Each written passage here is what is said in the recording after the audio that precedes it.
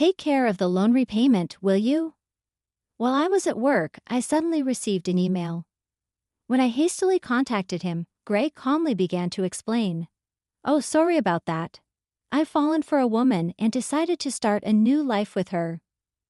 Moreover, he was planning to take the luxury car that he had recently bought in my name with a loan. Despite my attempts to stop him, my husband ignored me, ended the call abruptly, and then became unreachable. In the end, Greg disappeared with his mistress, leaving behind a huge debt. As a mother to our 10-year-old son, I never imagined such an unfair situation would arise. I was at a loss, not knowing what to do, my mind going blank. I am 35 years old. My name is Hannah. My husband Greg is the same age. We were a family of 3, including our 10-year-old son Ryan. Ryan has been incredibly smart since he was young, reading papers on the computer and asking for my opinion on them. Despite being baffled by such complex topics, I was always amazed by his intelligence. In contrast to Ryan, Greg was unstable, never holding down a steady job. I worked full-time, feeling anxious about our future. However, around those days, Greg finally managed to keep the same job for 3 years, earning a stable income. Lately, Greg talked about making memories with the 3 of us, and we decided to buy a $35,000 camper van. However, since Greg couldn't pass the finance company's loan review under his name, I ended up taking the loan for the car. Then, on the long-awaited delivery day of the camper van, something unexpected happened. I received an abrupt email from Greg saying, "I'll graciously take the delivered camper van since the loan is in your name. You'll handle the repayments." I called my husband immediately, not understanding what it meant while I was at work. "What's that email about?" "Well, I've fallen in love with another woman and decided to date her." "What? What are you talking about?" "I intended it to be just a fling, but it turned serious, so I'm thinking of starting over my life with her." "Bye. I had prepared the divorce papers when we had that fight before, remember?" "I'll file them," he said, and then unilaterally ended the call. This exchange was the first time I realized I had been betrayed by Greg, and it was a shocking blow. After that, no matter how many times I called, there was no response from Greg. Can something like this really happen? When I got home from work and opened the drawer where the divorce papers should have been, they were already gone. Thus, I was left with a huge debt from a $35,000 car loan. Despite my attempts to contact my husband through emails and calls afterward, I never received a reply. Ryan, noticing my unusual behavior, came to check on me with concern after dinner. "Mom, what's wrong? You haven't been eating much lately. Are you okay?" "Ah, yeah, maybe I'm just tired." When people lie, they look up to the right. Lying is bad. I've noticed Dad hasn't been home for 3 days, right? Did something happen between you two? Startled by Ryan's sharp words, I took a deep breath to calm myself. Feeling that I could no longer hide the truth, I decided to tell Ryan everything. "I see. It's just like Dad to do something like that. Ah, aren't you sad?" "No, I kind of understood from how things were going." Ryan, seemingly foreseeing the future, appeared unconcerned about our parents' divorce. But I knew he must feel sad about it in his heart.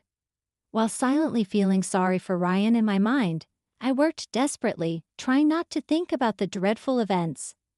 However, my body was honest, and gradually, my health deteriorated. There was a training session planned at work that day, but I couldn't stand up and ended up squatting down. "Sorry, I can't stand up right now. I need to take a break." I heard my colleagues' voices full of concern, but I couldn't respond and collapsed. When I regained consciousness, I found myself in a hospital room. I received a diagnosis from the doctor that I needed detailed examinations, and I was admitted to the hospital. I felt so pathetic. It's supposed to be just emotional stress. Looking at the IV drip in my arm and the white ceiling of the hospital room, tears naturally started to flow. At that moment, Ryan, who is usually calm, rushed into the room with an extremely worried look, prompting me to quickly wipe away my tears. Mom, what happened? Is it serious? You're not going to die, right? Of course not. I wouldn't leave my dear son alone. That's good. Really, I was called by the school teacher and told that you were taken to the hospital. I was so shocked my heart nearly stopped. Ryan is usually mature for his age, but he's still only 10. I felt a strong resolve to get better for his sake. But my condition was worse than I thought, and I was diagnosed with a serious illness. The doctor advised, you should have surgery as soon as possible. Please make a decision quickly. Following the doctor's advice, I underwent surgery. By the time I was discharged, it had been a month since Greg had left. When I returned home and opened the mailbox, I found a demand letter for the car loan payment. The repayment should have been automatically deducted from my account. What happened? In a panic, I checked the account balance with my cash card, and the balance, which was originally $20,000, was now only $33.90. Greg did this. I want to ask him to return the money, but I can't contact him. What should I do? Since I don't have the camper van, I can't sell it. After Greg left, everything seemed to be going in a bad direction, and my mood sunk deeper. Seeing me saddened by my series of misfortunes, Ryan put his hand on my forehead. You look pale. Are you feeling sick again? You don't seem to have a fever, though. I'm fine physically, but you see, your father not only took the car, but also all the money we had saved. I can't work yet due to my physical condition, and now we have no money. I'm at a loss. I see. Then I'll deliver newspapers, and I'll search the internet to see if there's any work I can do. Encouraged by my 10-year-old son, I told myself that it wasn't the time to be down. Sorry for worrying you. I can't afford to be weak. I'll change my mindset and try to do whatever I can. Smiling at him, Ryan also smiled back and then said something unexpected. Let's plan how to get the car back from Dad. How can we do that? The camper van is in your name, right? Yes, but what about it? Then maybe we can. Ryan suggested an idea that I couldn't even imagine. I had never thought such an idea could exist. Also, I have no idea where your father is. Then let's check on my phone. A month ago, once when we went hiking as a family, surprisingly, Ryan, who is usually very reliable, got lost. At that time, we bought a kid's cell phone on Ryan's suggestion and installed a GPS app on it, which both Greg and I could access. With this app, I can see where Dad is in real time, and he's been moving around a lot. Oh, is that so? But what if we find him and he just says something vague and escapes again? As I pondered this, Ryan smiled and made an intriguing suggestion. Don't worry, I've already taken precautions. What? What did you just say? To my astonishment, Ryan had acted independently while I was in the hospital, achieving something unbelievable. I thought, I can't believe such a smart child came from me. Understanding Ryan's words, I was simply amazed. He had even caught wind of Greg's mistress. All right, let's teach Dad, who betrayed us, a lesson. Okay, let's start the plan right away. Together, my son and I prepared for that moment. With Ryan by my side, I'm invincible. Bring it on, anywhere, anytime. 3 days later, my phone rang. It's me. Please, I need your help. Oh, who might this be? Don't play dumb. It's your husband. Obviously, I'm being questioned by the police about you. At this rate, they might ask me to come to the police station voluntarily. Help me out. Oh, is that so? Just wait a moment then. I immediately went with my son to where Greg was, and to my surprise, it was a forest park near our house where camping was possible. Greg was being questioned by the police in front of his car, looking bewildered. Feeling pathetic, I sighed and told the police we need to have a talk as a couple and asked them to return for a while. At that time, Greg seemed uncomfortable being watched by the people around us and urged Ryan and me to get into the car. Inside the car, Greg's mistress was sitting cross-legged, glaring at us, but that was no longer important. Sorry about that. Thanks for coming. But why did the police suddenly show up at my place? I don't get it. That's because I filed a report about the missing camper van. What? Why would you do that? It's obvious, isn't it? My car was stolen. Greg, foolishly thinking that actions between spouses can't be criminal, was saying nonsensical things. But the world isn't that naive. You know, you filed for divorce, remember? Forgot? So we are strangers now, and you're driving a stranger's car without permission. That's a crime. Ryan figured all this out. Typical, sharp as ever, that kid. But I didn't steal the car, I just borrowed it for a bit. Oh, is that so? Well, I'd like to use my car now, so could you return it? That would be really helpful. As I reached out my hand, asking Greg to return the keys, he reluctantly handed them over. After confirming it was returned, Ryan quietly started talking. Hey, why did you abandon your family and choose to play around with this woman? Caught off guard by his son's unexpected question, Greg was flustered and awkwardly scratched his head. Seeing this, Greg's mistress chuckled smugly and started talking. It's because I'm more attractive than your mother. Look at me, you can see it, right? He fell head over heels for me and decided to leave his family. Quiet. I didn't ask you, old lady. Dad, you answer. Mandy was silenced by Ryan's stern tone, but Greg remained quiet. If you can't explain, that's fine. I'll just have the police come back and arrest you. Wait, hold on. Okay, I'll talk. Mandy joined my company 3 months ago. We were attracted to each other and became involved at the welcome party for new employees. Later, it was discovered that Mandy was pregnant, and I decided to start a new life with her, leaving you guys behind. And why did you take the camper van? I quit my job and thought about selling the car for money. But it seems like you were using it quite a bit, weren't you? I thought it was a waste to sell it right away, so we decided to go on a trip. Wait, how do you know all this? Remember when Ryan got lost? After that, as a precaution, we bought him a kid's cell phone and installed a GPS app. Did you forget we installed it on your phone too? So I knew where you were all this time. By the way, I later found out from Ryan that he had pretended to get lost during our family hike because he wanted a cell phone. I was amazed at Ryan's ability to think and act so strategically. I suspected something was off with Dad, so I came up with this plan to monitor his actions. You really are a terrifying child. I will never become an adult like you, Dad, who betrays important people without a second thought. Greg, faced with the hard truth Ryan told, was a pitiful adult unable to offer any rebuttal. In contrast, seeing Ryan, only 10 but able to think and speak his mind firmly, gave me a sense of strength. As a mother, I felt I couldn't lose either, especially in settling things properly.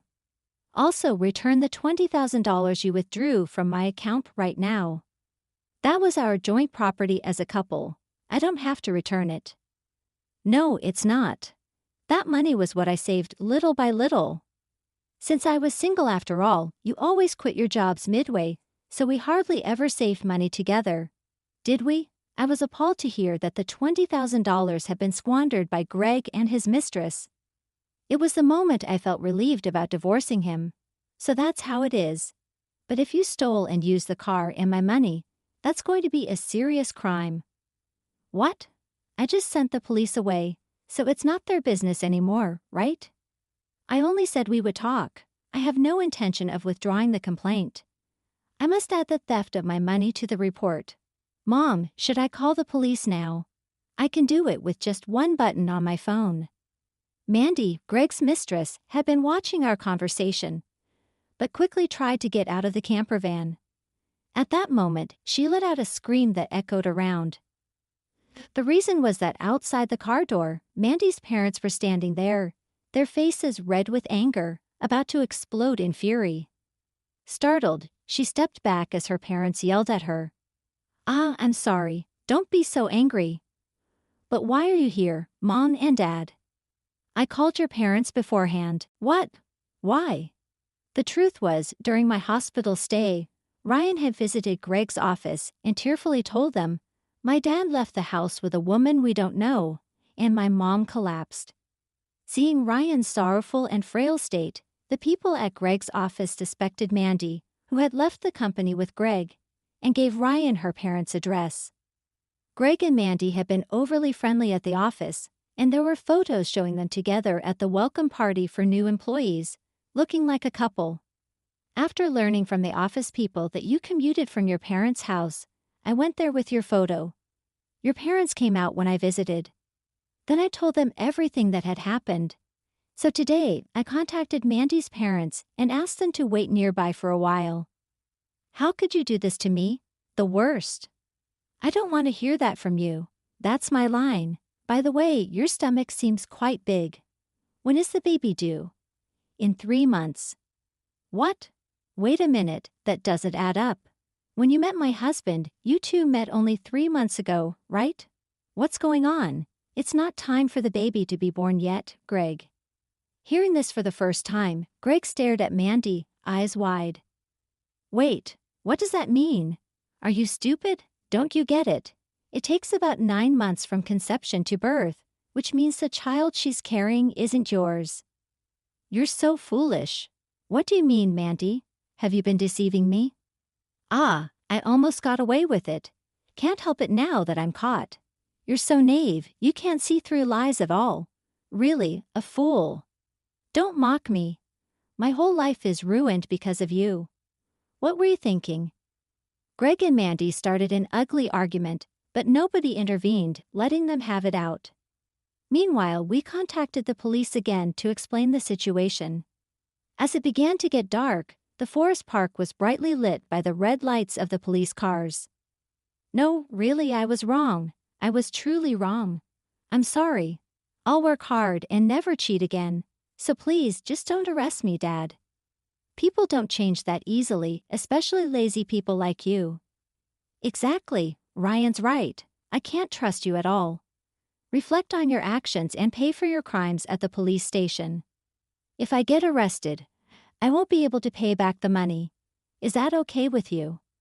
I don't mind. Pay me back after you've atoned for your sins. Take your time. Don't worry, I've already found you a place to work.